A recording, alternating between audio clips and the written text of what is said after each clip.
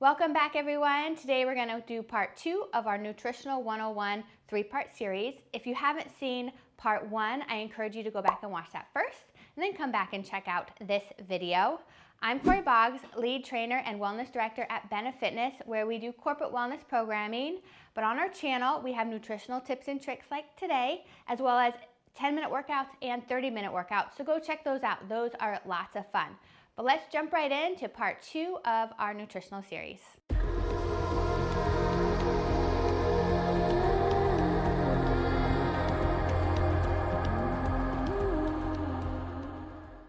In part 1 of this series, I talked about traffic light eating. I gave a brief overview of what you need to eat a lot of, what you should eat some of, and what you should eat very little of. Today, I'm going to talk about macronutrients, carbohydrates, protein, and fat, the roles they play in your body, what they are, and how much you should probably be eating. So let's talk about carbs. There's a misconception that carbohydrates are bad for us, but it's not about not eating carbs. It's about eating the right carbs because they provide a positive source of fuel. They help you move, think, focus, and play. A lot of people think carbs are fattening, and health-conscious people will opt for a bunless burger, swap their rice out for a salad, or even send the bread basket back at a restaurant. While these are all good intentions, it may not actually be right for you.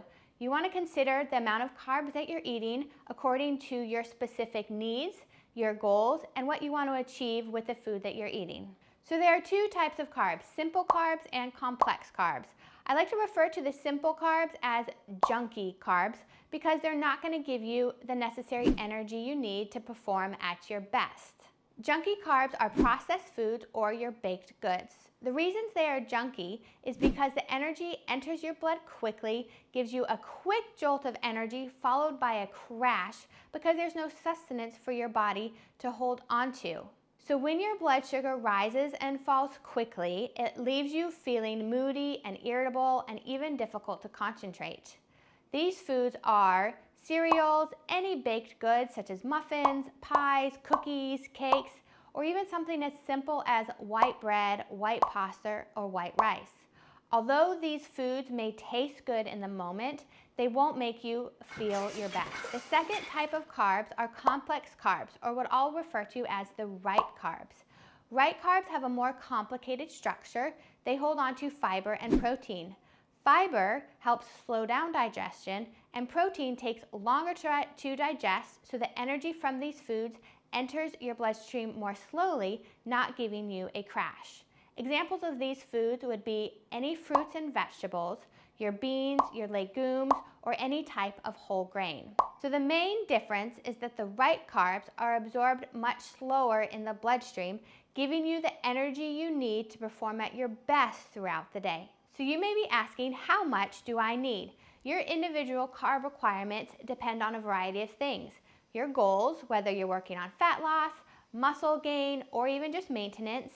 Your genetics, people's different body types require different amounts of carbs, or if they have some medical conditions, or even your activity level, whether you're sedentary or highly active.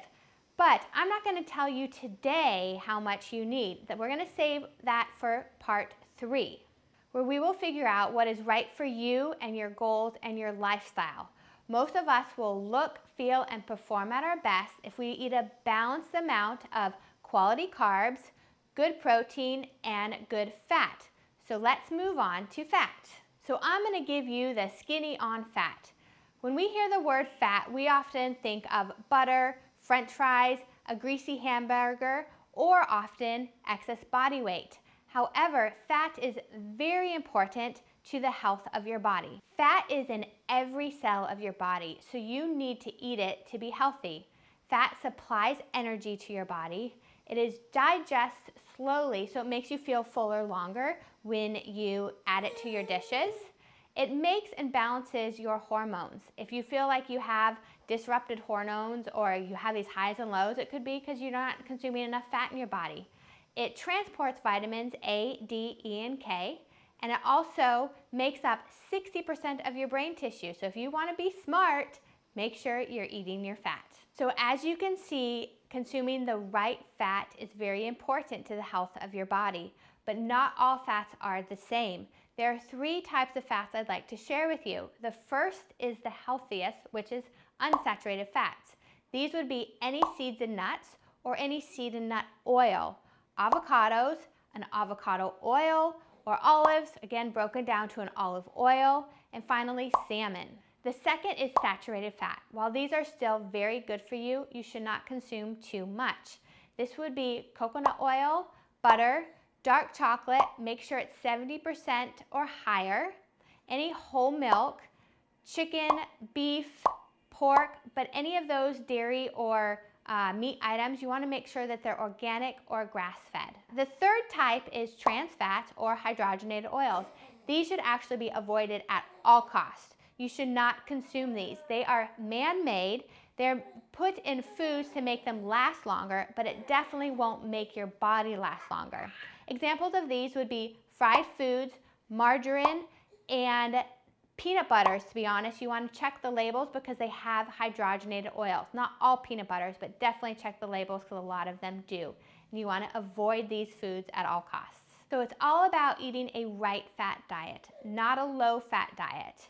Just remember that good fats are found naturally in foods that swim in the ocean or flourish on the land. I'm going to power up this next section with protein. How much protein should we eat? Are you on the spectrum of trying to eat protein at every meal or every snack? Maybe you're eating it because you're trying to lose weight. There's so much information out there, it's hard to know what to think. Protein is made up of amino acids, which are the building blocks of our body. If you're not getting enough, you may either feel weak or tired. Maybe you're not achieving the muscle growth or muscle maintenance that you desire. Unlike fat and carbs, protein cannot be stored. It is used regularly, recycled, or even sometimes excreted. So if you're not getting enough, your body will take it from other parts of your body, like your muscles. So we have to keep replenishing it with the food we eat. So the take home here is that you can't just consume a big protein meal at the end of the night. You need to think about adding some sort of protein constantly throughout the day so your body doesn't have to tap into its own stores to get the protein it needs.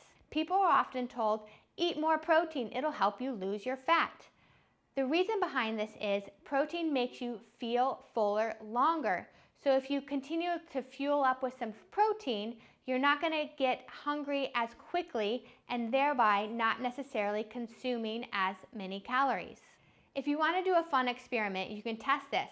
For one full day at every meal, eat about 2 handfuls of chicken breast. I know this may be boring, but it might be kind of fun. So all day long, eat 2 handfuls of chicken breast for your meals and record how you feel, like your hunger levels between 1 and a 5. The next day, do the exact same thing. 2 handfuls of pasta, just straight pasta, no added anything, and record how you feel. I can almost guarantee that you will feel fuller throughout the day if you eat chicken, whereas if you ate pasta. Another thing to consider, protein makes your body work to digest it. Digesting protein requires more calories than digesting fat or carbs.